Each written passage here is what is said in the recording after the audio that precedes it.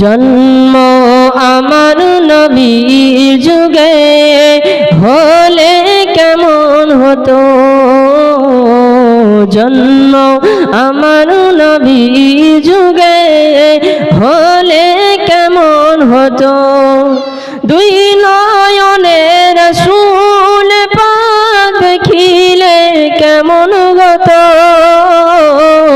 দুই নয়নে রাসূল পাক দেখিলে কেমন হতো। জন্ম আমার নবীর যুগে হলে কেমন হতো,